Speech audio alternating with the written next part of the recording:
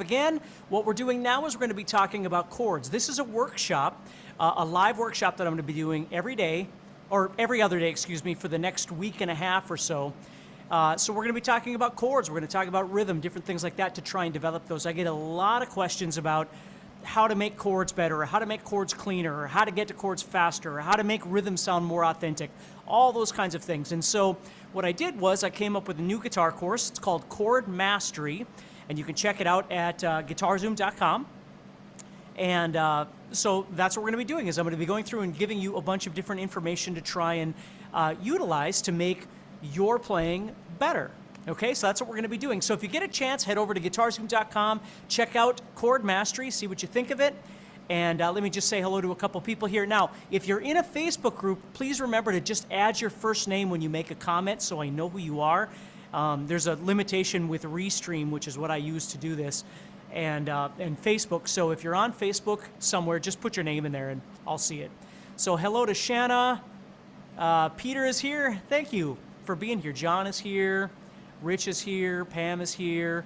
Utsaf is here. Dale is here. Robert is here. Again, lots of people are here. We have almost 300 people already, and I haven't even gotten started. So thank you so much for everybody being here. So today what we're going to do is I'm going to try and help you, and I've got all my notes on my trusty phone here. Let me find them. We're going to talk about daily practice routine for chord development. Okay? Now this could be basic chords, this could be other things that you're working on, it could be all kinds of different things. But just to tell you a real quick story, when I was a kid and I was learning how to play, I had this Mel Bay book. I was 11 years old or something. I had an acoustic guitar and it failed miserably. Maybe I was even younger than that. So I always tell people I officially started playing when I was 13 because that's when I got my electric guitar. I got a few lessons and really kind of figured the whole thing out. But my first chance at trying to learn how to play, I had this old acoustic guitar and the strings were about that far away from the neck, and I had this Mel Bay book, and it would show me like a strumming pattern, and then it would tell me to, make a chord and then try and put the two together and this sort of thing. And then I would try and switch to a chord, and here's what would always happen with me, is I'd start playing and I'd do stuff like this. Let's say I'm going from G to D, just a hypothetical here.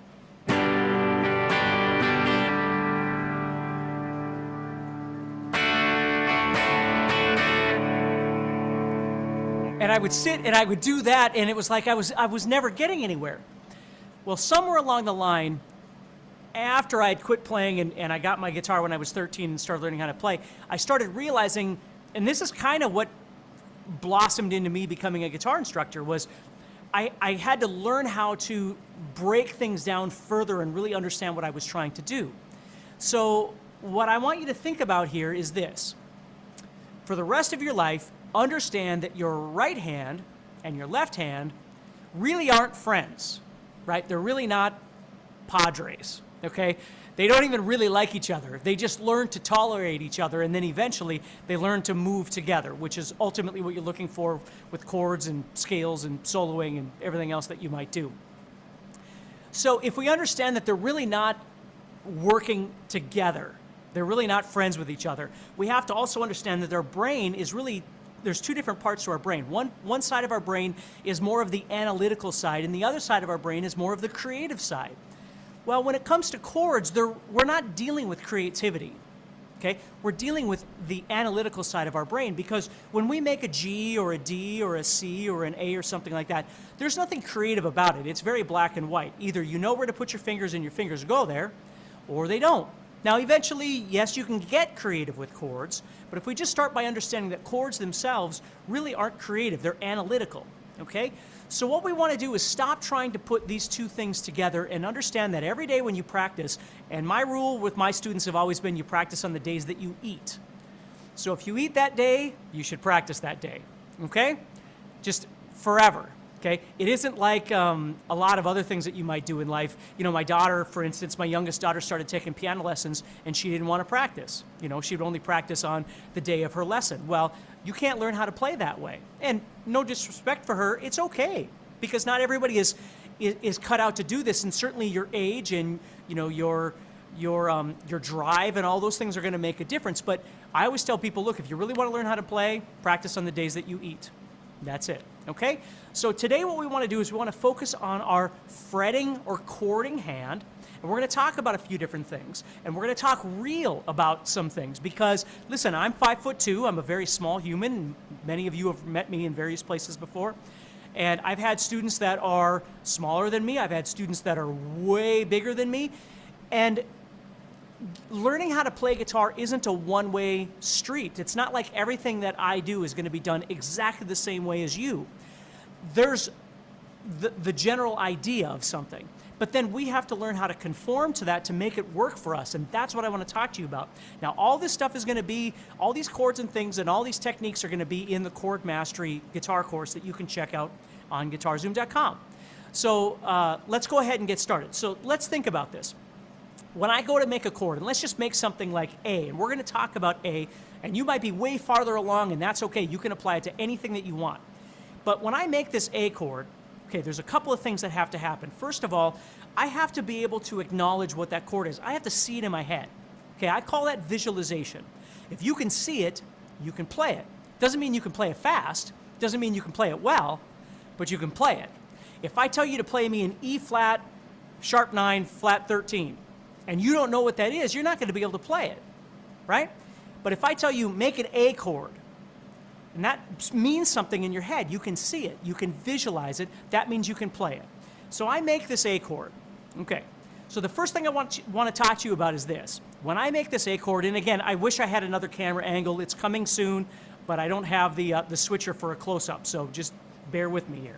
So when I make this A chord, what I'm trying to do is press on the second and third and fourth strings. I'm trying to not touch the first and the fifth strings, and then I'm going to try not to strum the sixth string at all. And that's asking a lot. If you've just started playing or you've been playing for a little while and you're just learning your chords, that's a lot to ask. That you should press on certain strings, not touch other strings but still strum them and make sound from them, and then avoid some string entirely. So that's what I want to first start off talking about. Now, when I make this A chord, you can see that I'm using my first, second, and third fingers. And this could apply to any chord again, okay? So I'm using my first, second, and third fingers. Now, sometimes when I make the A chord, I'll use my second, third, and fourth fingers. Why? Because they fit in there better. I don't know why. Sometimes when I make chords, my fingers just go there and they do whatever. But oftentimes when I do this, they'll fit better because my first finger is thicker than my pinky. So what I want you to think about is when you make a chord, even though the book or your teacher or whatever says you need to make it this way, and I'm not saying that they're wrong, but what I'm saying is you have to figure out in the real world what way is going to work best for you to execute it so it sounds good. So if I make this chord right here with these three fingers, this A chord, and I strum it or pick through it, all the notes that I want are functioning. Well, how is that possible? Well, the first thing I want to talk to you about is your wrist placement.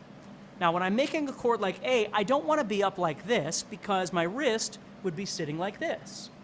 Therefore, my fingers are going to be laying all over the strings. I have to learn to bring my wrist downward so I am not touching this first string. I have to have space under here so I'm not touching this first string.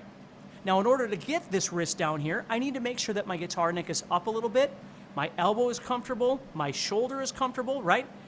If I do this, understand that now this is all maximized here, and it's not very comfortable on my wrist. I'm going to hurt my wrist. So I want you to think about when you first play, again, this could apply to scales, to anything you want. You want to make sure that this guitar is in a comfortable position. Okay, I've got it all the way up against my body. I'm not turning it or something so I can see it, because again, that's going to make everything more difficult. You got to have it straight up against my body so I'm ready to go. Okay, the neck is angled up a little bit, gives me a little bit of room, and if I was playing standing up, I would have that neck angled up anyway. Okay, so now I've got some room for my wrist to be down. My thumb is sitting back here. Now, if you have really big fingers, which I do not, I don't know what it's like to have big fingers, long fingers. That would be weird on my very short body, okay? So when I'm playing, you might be able to put your thumb up here and still be able to reach around like this with your wrist and be very comfortable, and that's awesome. I'm just saying, find a way that works for you, okay?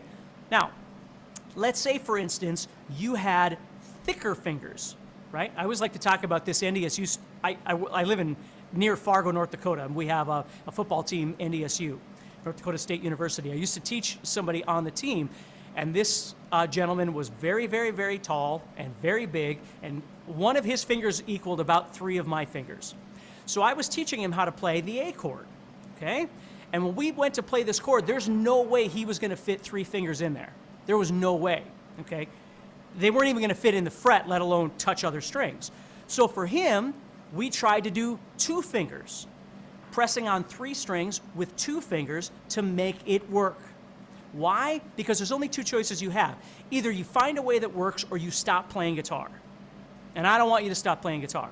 So you got to find a way that works. It might not be the way that I do it. It might not be the way that you envisioned you would do it, but you got to find a way that works. So he used 2 fingers. Still didn't work. His fingers were still too big. So he used 1 finger over those 3 strings. Now in doing that, this is my second thing. It's called a string sacrifice. In doing this, playing with 1 finger, he could not get the first string to ring out like it's supposed to. He could place his first finger on there and play the chord, but he would not get the first string to work. Now, again, maybe over years of practice, maybe he developed the ability to do that. Maybe he didn't. But again, he's only got 2 choices. Either he finds a way that works or he stops playing guitar. And I don't want him or you to stop playing guitar. Okay? So, in his learning how to play this chord, he had to sacrifice the first string. Now, why am I saying this? Because sometimes when you make a chord, especially when you first start practicing something, whatever it might be, it doesn't work exactly the way you want it to.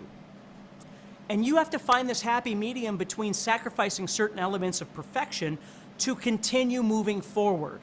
As you continue practicing, a lot of times, a lot of these things will start falling into place. As you practice more, all of a sudden, your wrist will feel more comfortable, your fingers will feel more comfortable, you'll wind up in the right place as you're playing, and all of a sudden, these things will start working.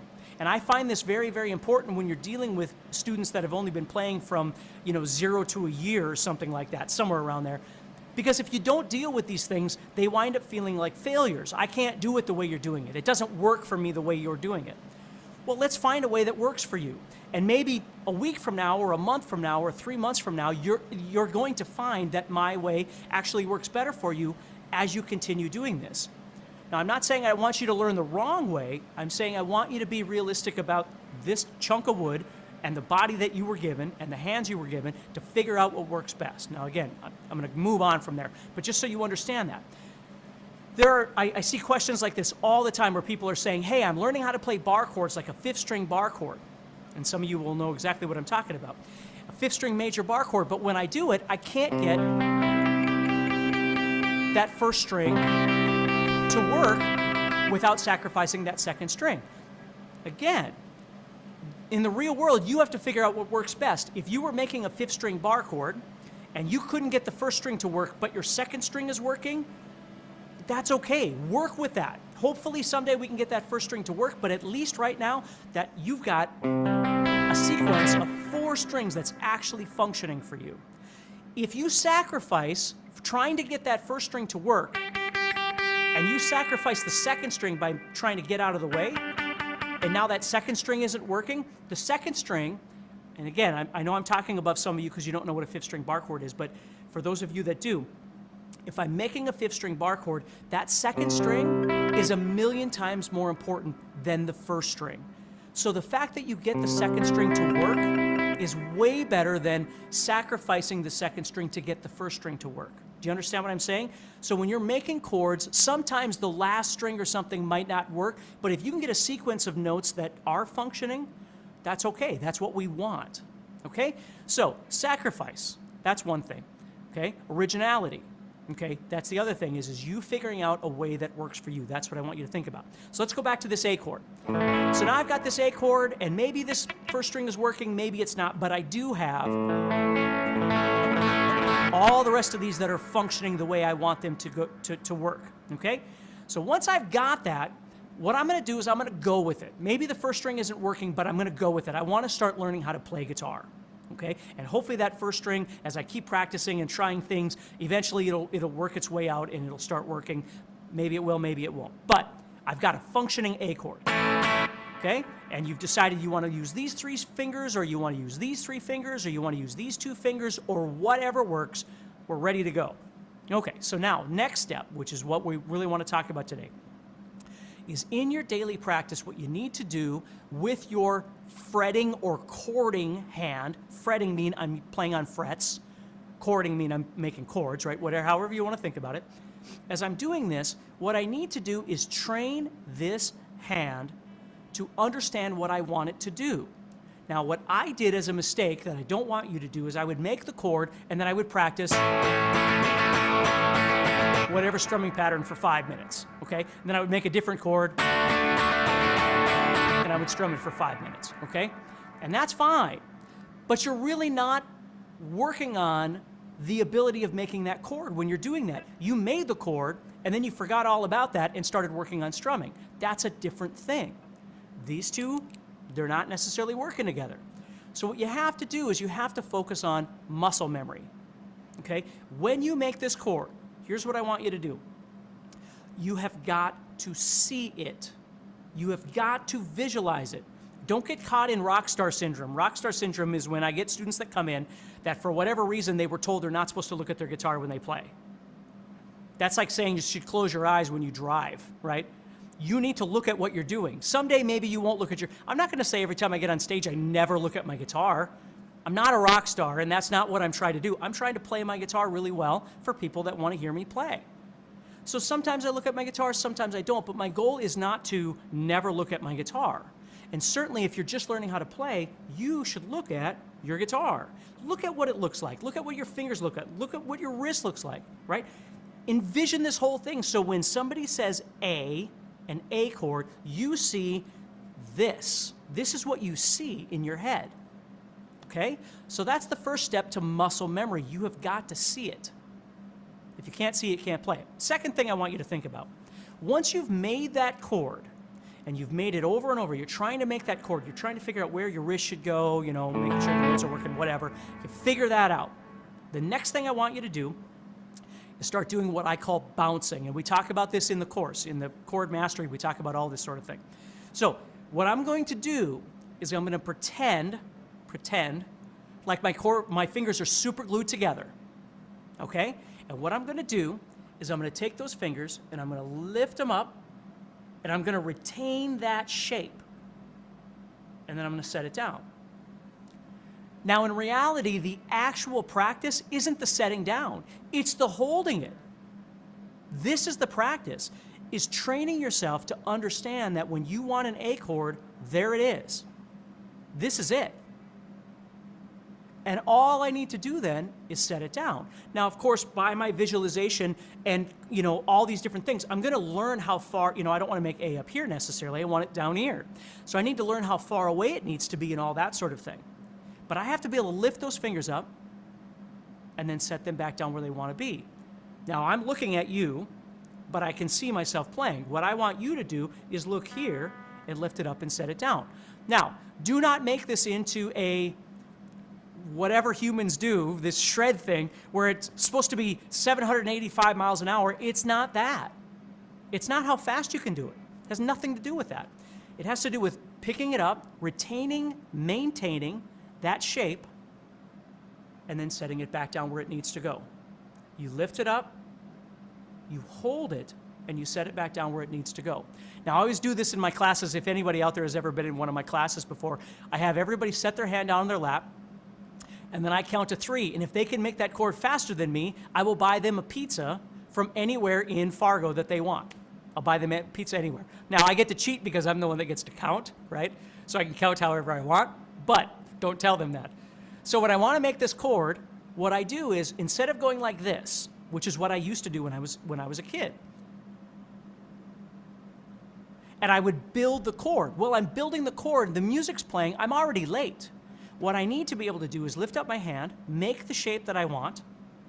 I'm visualizing, right? I can see the guitar, and then I set it down. So I look at the guitar, pick up, set it down. It goes exactly where I want it to go.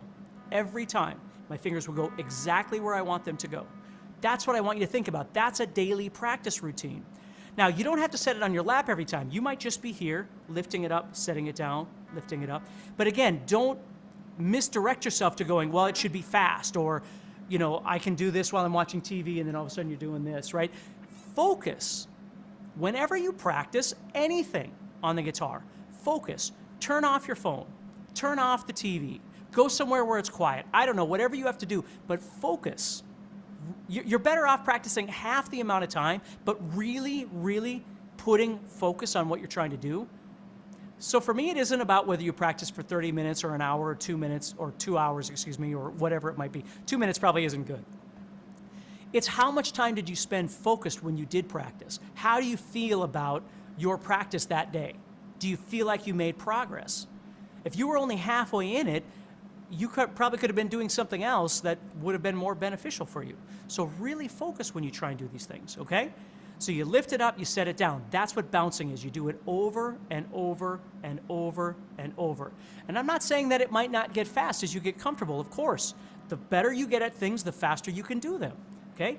D, same thing. Now D, if you look at my wrist again, my wrist is downward, making this chord. But now D is a little bit harder because all the fingers aren't locked together like on an A chord. They're locked together. So I can lift them up as a group, right? D, they're not locked together like that. They're separated, okay? So I have to get used to being able to lift them and hold all of these tendons together in this one space so I can set it down, lift it up, set it down. Now, another thing I want you to think about when you're making these chords is understand that the closer you get to the fret wire, these actual silver fret wires, we'll call them frets, okay? The space is really the fret. We want to get as close to the wire as we can. The closer you get with all your fingers to that wire without getting on top of it, the easier it's going to be to make your chords sound good. Now, on an A chord, it's a little hard because you have all three in the same fret. On a D chord, they're all spread out, so it's a little bit easier to do. Again, just tips to think about a little bit, okay? I know there's a lot of chat, but I'm going to keep going here just because we have a lot of people here, okay? So lift it up, set it down, bouncing. Now, once you get used to bouncing, the next thing I always tell people is a technique that I call lift and shift. If you want to learn how to play songs, you have got to learn how to move chords back and forth. If I'm on G and I want to go to D or A, whatever it is I want to do, I have to be able to move the chords. What does that mean? Well, two things. Number one, I have to bounce each chord independently to get comfortable with it. Then the second thing that I can do is I can start learning to lift and shift, which is if I'm on G and I want D, I lift and shift to the D and I set it down. If I want A, I lift and shift to the A and set it down. And that's all because of bouncing. But I can move back and forth. I could practice just G and D back and forth. And this is the wonderful part of this practice routine, is that if you're trying to do a lift and shift to play a particular song that you want to do, and you keep finding that every time you go to D, you're not able to get there correctly, cleanly, whatever the word is that we might be looking for, you already know you need to back off and practice bouncing that D over and over and over again. That's what you need to do. And that's okay. There's nothing wrong with that. Actually, that's the most wonderful thing ever, because then you know what you need to work on, as opposed to, I'm not sure what I should be doing. Well, this is what you need to be doing. Now, do you need to bounce 35 chords? No. Okay? If you just started learning how to play, you need to learn how to play 1 or 2 or 3 or 4 chords so you can learn how to play music. Now, I'm not going to tell you which chords I recommend that you learn how to play.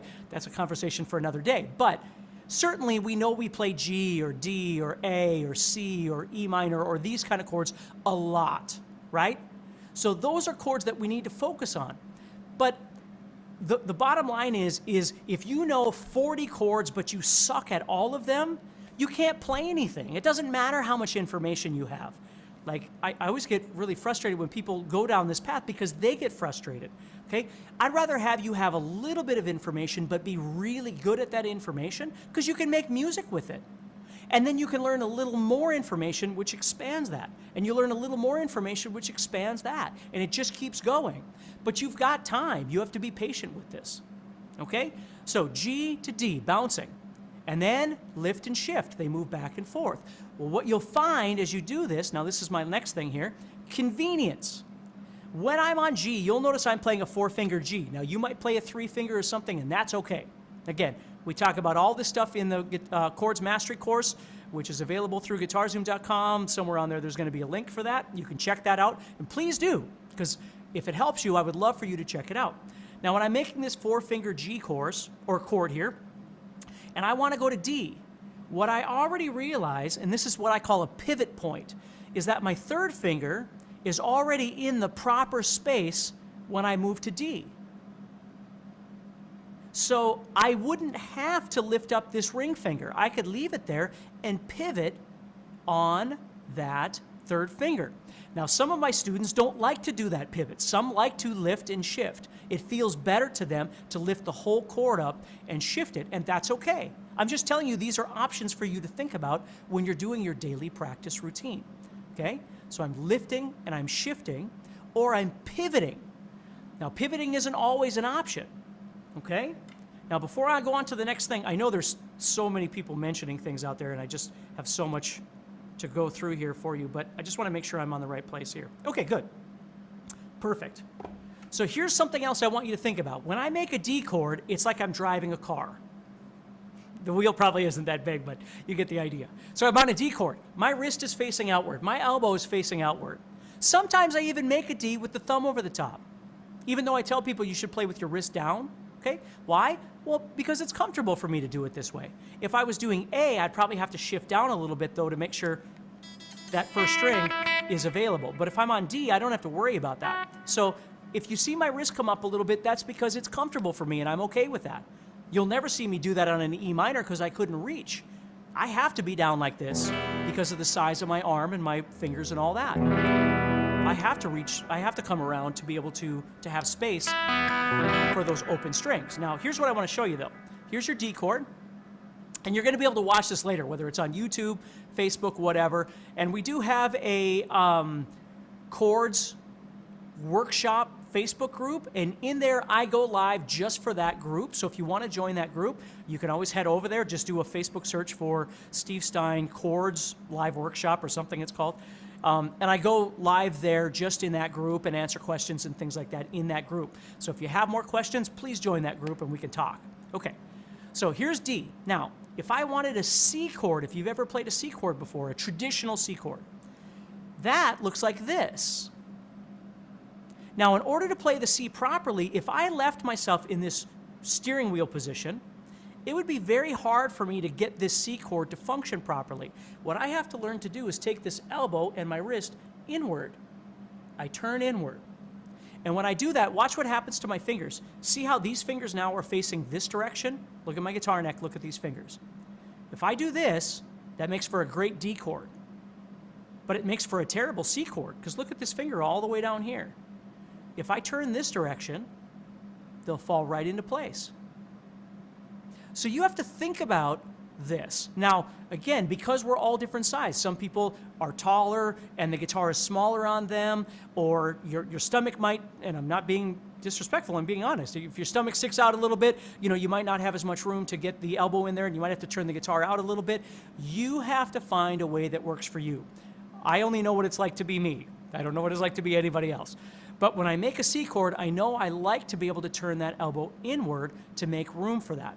G, I'm okay this way. C, I want to be this way. D, I'm okay this way. And when I play, watch what happens to my elbow.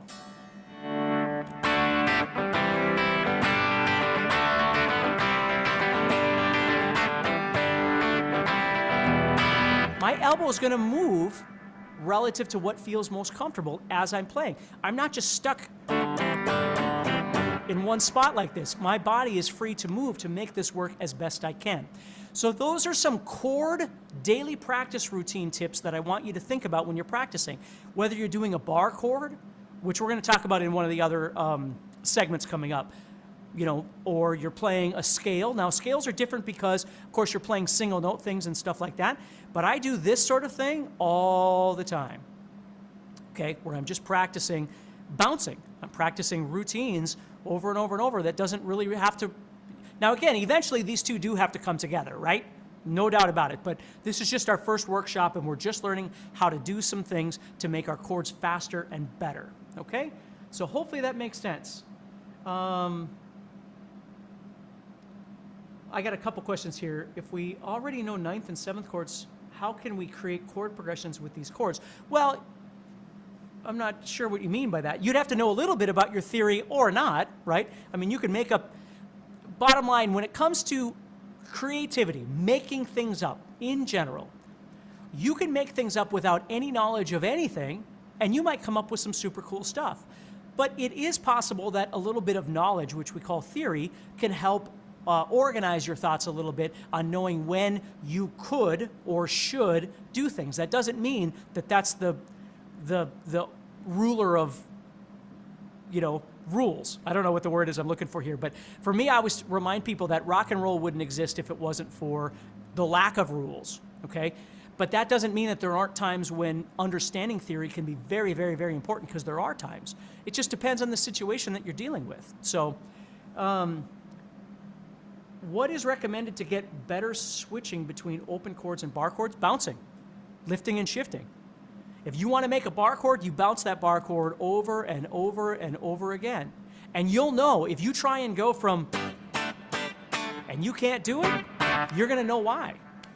Because if you go, there's your problem, right? If you have to shut down the machine to make a bar chord, that's your problem. You need to practice bouncing it. They're not exciting answers, but they're the answers. It's the truth. These are things that will help you, okay? Steve, you do pretty well for short fingers. Listen, I always told myself that I wasn't going to be hindered by the size of my fingers or the size of my body to be able to play guitar, because a lot of the guys that I grew up listening to, like Anthrax and Angus Young and all kinds of people, there were more short people than there were tall people playing in a lot of these rock bands. Iron Maiden, all this stuff, if you've ever met these people. They're not tall people, a lot of them. So you got to find what works best for you, but sometimes you got to find a way that works for you that maybe is different than the way that your teacher is doing it or whoever. You just have to really explore those sorts of things. Okay? How about a good way to bounce the B chord? Same thing. They're all the same thing. It doesn't matter what chord you're trying to work on. What I will say is, if you haven't developed like some fundamental open chords and things like that, and you're trying to play some crazy bar chord, I'm not saying you can't. What I'm saying is, the guitar, because of the way the guitar is created, the one thing I would remind everybody is learn how to play some open chords and learn how to play a bunch of songs. Because another thing we're going to be talking about very soon here, I think on Wednesday, is rhythm. You've got to learn how to put these things together.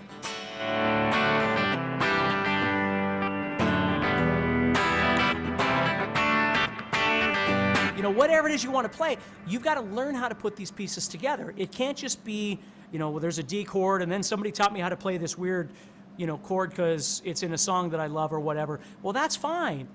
But it's hard to bring that kind of stuff together into one cohesive place that you can actually use the information. That's why oftentimes if we're learning a G, we'll learn C and D and E minor all at the same time, because we can play songs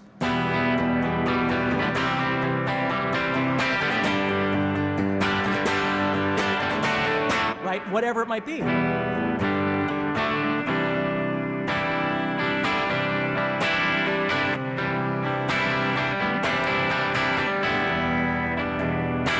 Right?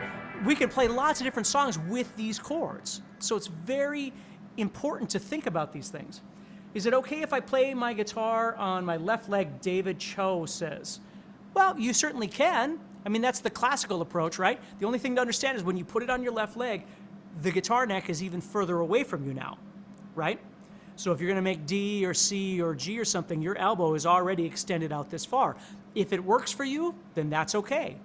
But, the two things about playing this way that I think about is that it obviously sends the guitar neck quite a ways away. And the second thing is that when I play standing up, I don't play with my guitar over here, I play over here.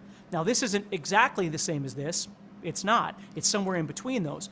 But again, I'm not going to say it's right or wrong. You have to figure out what works best for you. If you were a private student of mine, I would tell you to start trying to learn to play on your right leg to centralize this so it makes it easier to reach. But listen, I've taught many students, which may even be on this call, and they learn how to play on this leg, and that's okay. It's just whatever works for you, okay? So hopefully that helps you a little bit. We're going to stop there. Please do me a favor. And again, you can join the Facebook group. It's called Steve Stine Chords something. Look up Steve Stine Chords on Facebook and you'll find it. And do me a favor and check out the course. Go to GuitarZoom.com. Check out Chord Mastery. There's going to be a link somewhere around here, and you can see that and see if it's something that would help you. Otherwise, 2 days from now, on Wednesday at 10 a.m. Pacific, noon Central, my time, I'm going to be going live again, and let me tell you what we're going to be doing, because I got it written down. Daily practice routine for rhythm development. So we're going to be talking about rhythm, groove, organic strumming, dynamics, all these different things to make your strumming, now this is my strumming hand now, to make your strumming sound real, to make it sound authentic. Not just strumming patterns. Not that those are bad, but we're going to talk about some other things and not just strumming patterns, okay? So anyway, everybody take care, stay positive, and I will talk to you all on Wednesday. Remember, mark your calendars and join me so we can hang out again on Wednesday at noon Central, 10 a.m. Pacific. And of course, stay positive.